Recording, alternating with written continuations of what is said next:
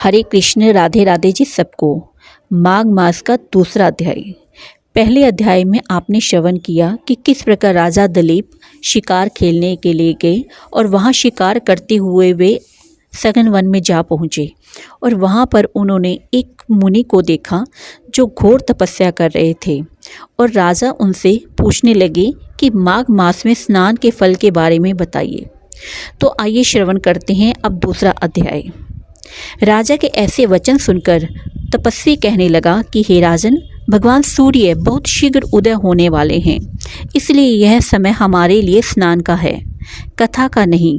सो आप स्नान करके अपने घर को जाओ और अपने गुरु श्री वशिष्ठ जी से इस महात्म्य को सुनो।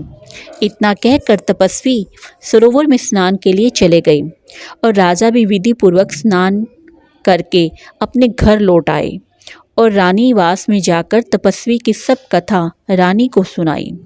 तब सूत जी कहने लगे कि महाराज, राजा ने अपने गुरु वशिष्ठ जी से क्या प्रश्न किया और उन्होंने क्या उत्तर दिया, सो कहिए।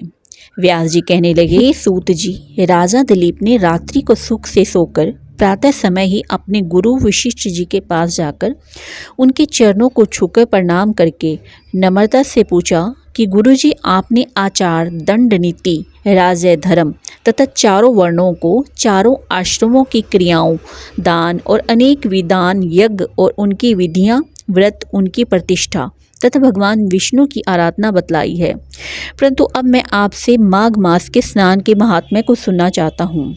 सो हे तपोधन, नियम पूर्वक इसकी विधि समझाइए। गुरु वशिष्ठ जी कहने लगे कि हे राजन, तुमने दोनों लोगों के कल्याणकारी, वनवासी तथा गृहिणियों के अंतःकरण को पवित्र करने वाले माघ मास के स्नान को बहुत सुंदर प्रश्न पूछा है। मकर राशि में सूर्य के आने पर माघ मास में स्नान का फल गो, भूमि, तिल, वस्त्र, स्वर्ण, अन्न, घोड़ा आदि दोनों तथा चंद्रायन और ब्रह्मा पूर्व व्रत आदि से भी अधिक होता है। वैशाख तथा कार्तिक के जप, दान, तप और यज्ञ बहुत फल देने वाले होते हैं, परंतु माघ मास में इनका फल बहुत ही अधिक होता है। माघ मास में स्नान करने वाला पुरुष राजा और मुक्ति के मार्ग को जानने वाला होता है। दिव्य दृष्टि वाले महात्माओं ने कहा है कि जो मनुष्य माघ मास में सकाम या भगवान के निमित्त नियम पूर्वक माघ मास में स्नान करता है वह अत्यंत फल वाला होता है। उसको शरीर की शुद्धि, प्रीति, ऐश्वर्य तथा चारों प्रकार के फलों की प्राप्ति होती है। अदिति ने 12 वर्ष स्नान किया, इससे तीनों लोकों को उज्जवल करने वाली 12 पुत्र उत्पन्न हुए। माघ मास में स्नान करने से ही रोहिणी, सुभगा, अरुंधति दानशील हुई और इंद्राणी के समान रूपवती होकर प्रसिद्ध हुई। जो माघ मास में स्नान करते हैं तथा देवताओं के पूजन में तत्पर रहते हैं, उनको सुंदर स्थान, हाथी और घोड़ों की सवारी तथा दान का द्रव्य प्राप्त होता है और अतिथियों से उनका घर भरा रहता है।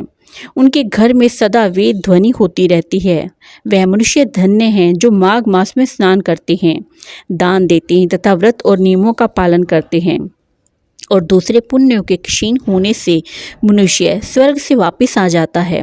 परंतु जो मनुष्य माघ मास में स्नान करता है वह कभी स्वर्ग से वापस नहीं आता। इससे बढ़कर कोई नियम, तप, दान पवित्र और पाप नाशक नहीं है।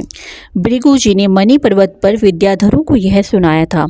तब राजा ने कहा कि हे ब्राह्मण, भृगु ऋषि ने कब मणि पर्वत पर विद्याधरों को उपदेश दिया था, सो बतलाइए। तब ऋषि जी कहने लगे कि हे राजन, एक समय 12 वर्ष तक वर्षा न होने के कारण, सब प्रजा क्षीण होने के कारण संसार में बड़ी उद्विग्नता फैल गई। हिमालय और विंध्याचल पर्वत के मध्य का देश निर्जन होने के कारण श्राद्ध, तप तथा स्वाध्याय सब कुछ छूट गए। सारा लोक विपत्तियों में फंसकर प्रजाहीन हो गया। सारा भूमंडल फल और अन्न से रहित हो गया। तब विंध्याचल से नीचे बहती हुई नदी के सुंदर वृक्षों से आच्छादित अपने आश्रम से निकलकर श्री भृगु ऋषि अपने शिष्यों सहित हिमालय पर्वत पर गए। इस पर्वत की चोटी नीली और नीचे का हिस्सा सुनहरी होने से सारा पर्वत पीतांबरधारी श्री भगवान के सदृश लगता था। पर्वत के बीच का भाग नीला और बीच बीच में कहीं सफ़ेद सटीक होने के कारण तारों से युक्त आकाश जैसी शोभा को प्राप्त होता था।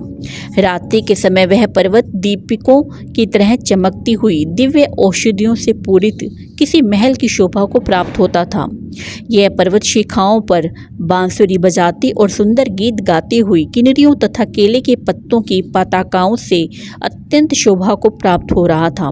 यह पर्वत नीलम, पन्ना, पुखराज तथा इसकी चोटी से निकलती हुई रंग बिरंगी किरणों से इंद्रधनुष के समान प्रतीत होता था। स्वर्ण आदि सब धातुओं से चमकते हुए रत्नों से चारों ओर फैली हुई अग्नि ज्वाला के समान शोभायमान था। इसकी कंदराओं में काम पीड़ित विद्याधरी अपने पतियों के साथ आकर रमन करती हैं और गुफाओं में ऐसे ऋषि मुनि जिन्होंने संसार के सब क्लेशों को जीत लिया है, रात दिन ब्रह्मा का ध्यान करते हैं और कई एक साथ में रुद्राक्ष की माला लिए हुए शिव की आराधना में लगे हुए हैं। पर्वत के नीचे भागों में जंगली हाथी अपने बच्चों के साथ खेल रहे हैं तथा कस्तूरी वाले रंग बिरंगे मृगों के झुंड इधर उधर भाग रहे हैं। यह पर्वत सदा राजहंस तथा मोरों से भरा रहता है, इसी कारण इसको हेमकुंड कहते हैं। यहाँ पर सदैव ही देवता, गुहाक और अप्सरा निवास करते हैं। इसी के साथ यह माघ मास के दूसरे अध्याय की कथा समाप्त होती है। माना जाता है कि जो मनुष्य माघ मास में इस महात्म्य को पढ़ता या सुनता है तथा उपरोक्त रीति से उद्यापन करता है, तो इस व्रत व उद्यापन से कुल से 7 जन्मों के किए गए संपूर्ण पाप नष्ट हो जाते हैं। इस मनुष्य को सुख, संपत्ति एवं सौभाग्य की प्राप्ति होती है तथा उसके सभी सकल मनोरथ सिद्ध हो जाते हैं। इसी के साथ माघ मास का दूसरा अध्याय समाप्त होता है। हरि बोल, हरि बोल, हरि बोल। राधे राधे जी सबको।